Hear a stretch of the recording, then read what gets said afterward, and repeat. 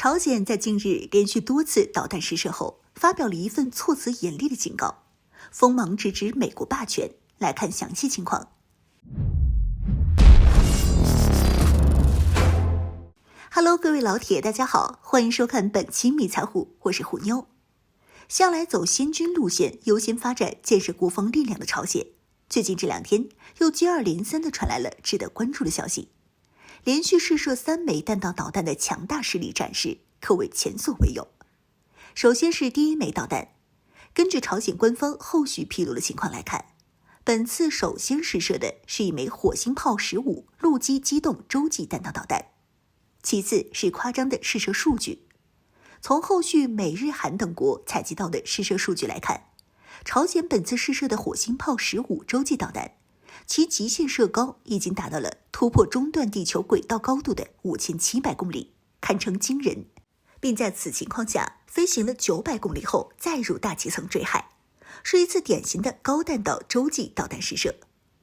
由于朝鲜本身地理位置和国土面积的原因，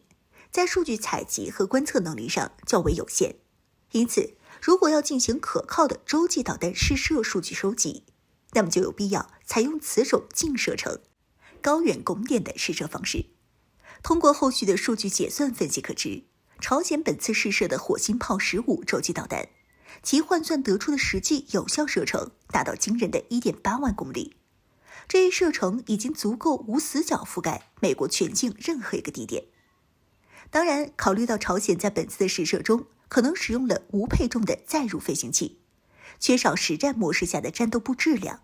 所以实际搭载核弹头发射的火星炮15洲际导弹，其射程应当会略低于本次试射数据，但至少也能维持在 1.5 万公里以上射程，照样还是能够无死角覆盖美国全境任何一处地点。在首先试射了火星炮15洲际导弹后，一不做二不休的朝鲜导弹部队继续展现强大实力，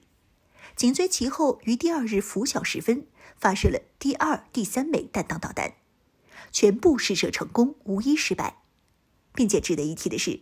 朝鲜本次连续试射的3枚弹道导弹，最终全部落在了与日本专属经济区相邻的日本海。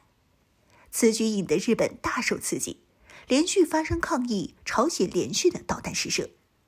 另一方面，朝鲜在本次导弹试射任务结束后，也向外界发布了通告，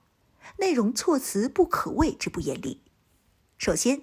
朝鲜在通报声明中首先置评了韩国方面近段时期的一系列行为，除了积极附和美国，摆出一副对朝鲜强硬的军事主动姿态，并将朝鲜再度以敌人的称呼相称外，韩国对于朝鲜的导弹技术发展一直以来都嘲讽不断，屡次声称朝鲜导弹技术是落后的，发展过程是失败的，实际发展成果也是不可靠，不可用于实战的。但显然，韩国方面的屡次置评朝鲜导弹技术，与朝鲜本次3连发试射全部成功的真实情况并不相符。朝鲜在通报中对韩国直接开启了嘲讽模式，将评价为果然是傻瓜遇事，想什么做什么都令人发笑，成为世人笑柄，丑态百出。当然，朝鲜本次通报中最值得关注的并非韩国，而是美国。朝鲜在通报中明确指出，洲际导弹可不会用来瞄准首尔，强调朝鲜已经拥有了令人满意的技术和能力，现在剩下的只是致力于增加其数量。同时暗示美国，与其为别人的技术怀疑而担心，不如为自己的防御措施而煞费苦心。针对美军近段时期以来在朝鲜半岛南端动作频频，时不时调遣战略轰炸机、航母战斗群与韩军进行大规模联合演练，炫耀武力，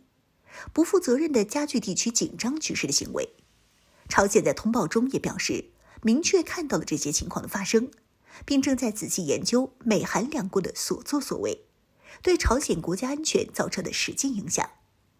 朝鲜在通报中强调，一旦判断美韩的行为可能引起任何直接或间接的忧虑时，朝鲜必将采取回应措施，并在随后的通报内容中再一次警告美国，朝鲜将太平洋用作导弹射击场的频率将取决于美军的行动性质。言外之意还是希望美国人能为自己的所作所为考虑清楚，三思而后行。在通报的末尾，还不忘再次重申，将让加剧局势的美国霸权狂人付出代价。朝鲜在此方面的意志一直以来都坚定不移。从现有的实际情况来看，朝鲜此番通报可以说绝不仅仅只是流于形式、虚张声势那么简单。目前可以确认的是，朝鲜在导弹方面的发展速度之快，实际成果之丰硕，已经实现了真正意义上的超越美国，仅次于中俄两国，成为名副其实的全球导弹技术第3强国。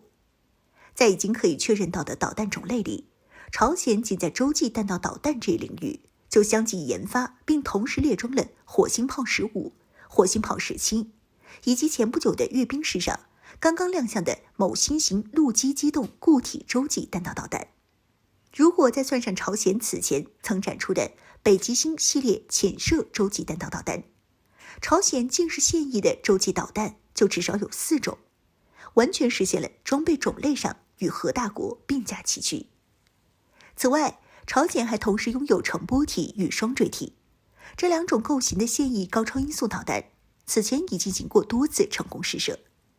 要知道，高超导弹这种尖端兵器，连号称世界第一的美军都没玩明白的，研发都搞不利索，更无谈现役列装。全球范围内能做到高超导弹实际列装的，仅有中俄朝3国，再无第4家。美国在该领域是真正被朝鲜超车成功甩在了身后。所以说，在如今这般情况下，朝鲜对于美国的警告和威慑都是凭实力说话。朝鲜的导弹技术发展，现如今已经达到了足以让美军无法拦截、头皮发麻的程度。倘若美国真的在乎自身安危，那么就理应认真重视朝鲜的警告，好好反思自己的所作所为，切勿再继续搅动破坏地区安全局势，以免引火烧身。